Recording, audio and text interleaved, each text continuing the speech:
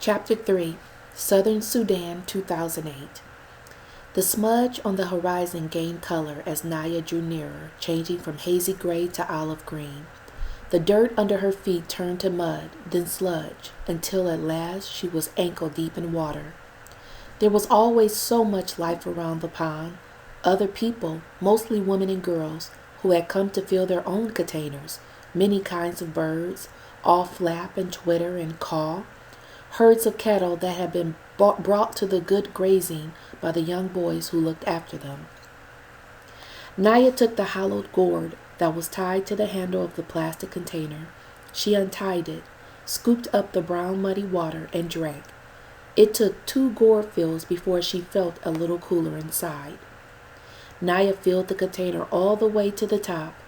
Then she tied the gourd back in place and took the padded cloth donut from her pocket. The donut went on her head first, followed by the heavy container of water, which she would hold in place with one hand.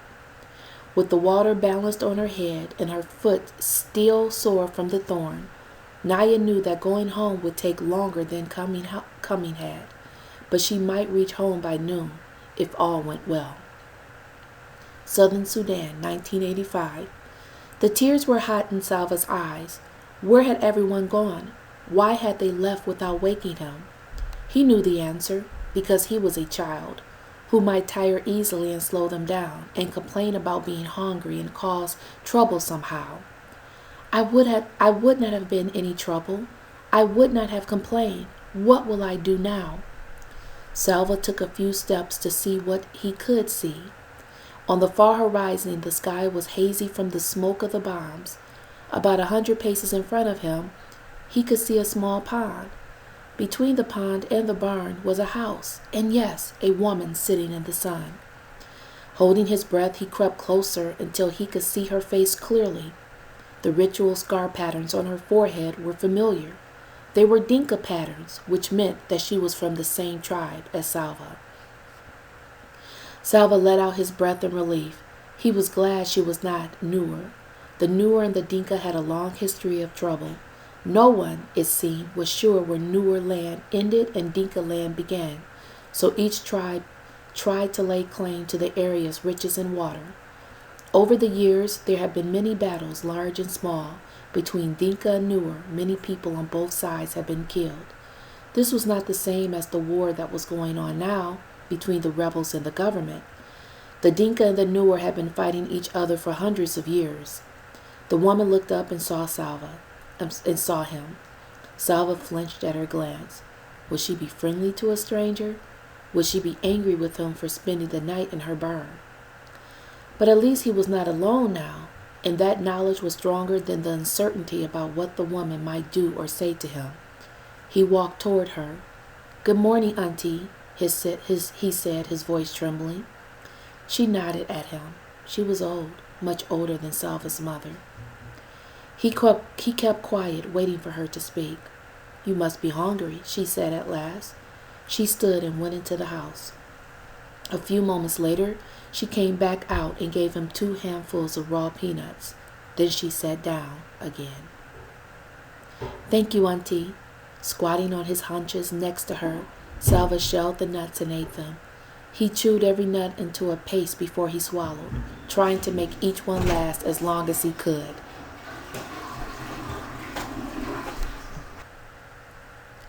The woman sat without speaking until he was finished. Then she asked, "Where are your people?" Salva opened his mouth to speak, but his eyes filled with tears again, and he could not answer. She frowned. "Are you an orphan?" He shook his head quickly. For a moment, he felt almost angry. He was not an orphan. He had a father and a mother. He had a family. "I was at school. I ran away from the fighting. I do not know where my family is." She nodded. "A bad thing, this war. What are you going to do? How would you find them?" Salva had no answer. He had hoped that the woman might have some answers for him.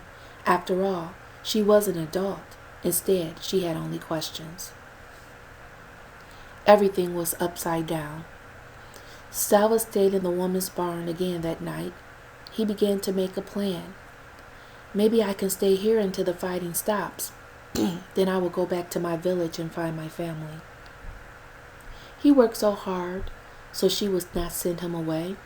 For 3 days he fetched firewood from the bush and water from the pond, but the pond was drying up. Each day it was harder to fill the gourds. During the daytime, Salva could hear the distant booming of artillery from the fighting a few miles away. With every shell that exploded, he would think of his family, hoping they were safe, wondering desperately when he would be with them again. On the 4th day, the old woman told him she was leaving. You have seen that the pond is only a puddle now. Winter is coming, and the dry season, and this fighting. She nodded her head in the direction of the noise. I will go to a different village near water. You cannot stay with me any longer. Selva stared at her as panic rose inside of him. Why can't I go with her? The woman spoke again before he could ask out loud. The soldiers will leave me alone. I'm an old woman. The soldiers will leave me alone, an old woman on her own. It will be more dangerous for me to travel with you. She shook her head in sympathy. I am sorry. I cannot help you anymore, she said. Wherever it is you walk, just be sure to walk away from the fighting. Salva stumbled back to the barn. What will I do? Where will I go? The words repeated themselves 1,000 times in his head. It was so strange. He had known the old woman for only a few days, but now he could not imagine what he would do once she was gone. He sat inside the barn and stared out, looking at nothing. As the light grew dimmer, the noises of evening began, the buzz of insects, the rustling of dry leaves, and another sound. Voices. Salva turned his head toward the sound. Yes, it was voices. Some people were walking toward the house, a small group, fewer than a dozen. As they approached, Salva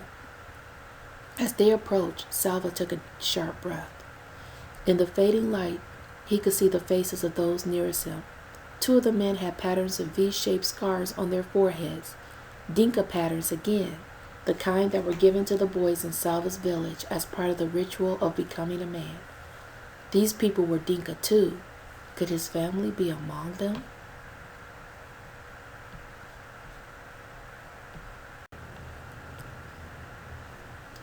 Chapter 4, Southern Sudan, 2008. Naya's mother took the plastic container from her and emptied the water into 3 large jars. She handed Naya a bowl of boiled sorghum meal and poured a little milk over it. Naya sat outside in the shade of the house and ate. When she was done, she took the bowl back inside. Her mother was nursing the baby, Naya's little brother. Take Akir with you, her mother said, nodding towards Naya's sister. Glancing at her younger sister, Naya did not see what she was thinking. That Akir was only 5 years old, was too small and walked too slowly. She needs to learn, her mother said. Naya nodded. She picked up the plastic container and took Akir by the hand. Home for just long enough to eat, Naya would now make her second trip to the pond and back, nearly a full day of walking altogether. This was Naya's daily routine 7 months of the year, daily, every single day. Southern Sudan, 1985. Salva held his breath as he scanned the faces one by one. Then the air left his lungs and seemed to take all hope with it. Strangers, no one from his family. The old woman came up behind him and greeted the group. Where are you going? She asked. A few of the people exchanged uneasy glances. There was no reply. The woman put her hand on Salva's shoulder. This one is alone. Will you take him with you? Salva saw doubt on the people's faces. Several men at the front of the group began speaking to each other. He is a child. He will slow us down. Another mouth to feed. It is already hard enough to find food. He is too young to do any real work. He'll be of no help to us. Salva hung his head. They will leave him behind again, just as the others had. Then a woman in the group reached out and touched the arm of one of the men. She said nothing, but looked first at the man and then at Salva. The man nodded and turned to the group. We will take him with us, he said. Salva looked up quickly. A few in the group were shaking their heads and grumbling. The men shrugged. "He is Dinka," he said, and began walking again. The old woman gave Salva a bag of peanuts and a gourd for drinking water. He thanked her and said goodbye. Then he caught up with the group, determined not to lag behind, not to complain, not to be any trouble to anyone. He did not even ask where they were going for fear that his questions would be unwelcome. He knew only that they were Dinka and that they were trying to stay away from the war. He had to be content with that. The days became a never-ending walk. Salva's feet kept time with the thoughts in his head, the same words over and over. Where is my family? Where is my family? Every day he woke and walked with the group, rested at midday and walked again until dark. They slept on the ground. The Tehran changed from scrub to woodland. The terrain changed from scrub to woodland. They walked amongst stands of stunted trees. There was little to eat, a few fruits here and there, always either unripe or worm-rotten. Salva peanuts were gone by the end of the third day. After about a week, they were joined by more people, another group of Dinka and several members of a tribe called the Jerkol, men and women, boys and girls, old and young, walking to nowhere. Salva had never been so hungry. He stumbled along, somehow moving one foot ahead of the other, not noticing the ground he walked on or the forest around him or the light in the sky. Nothing was real except his hunger, once a hollow in his stomach, but now a deep buzzing pain in every part of him.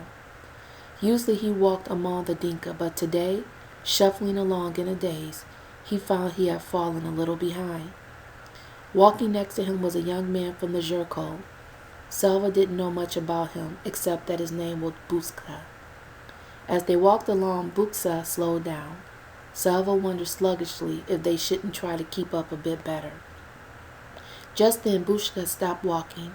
Salva stopped too. But he was too weak and hungry to ask why they were standing still.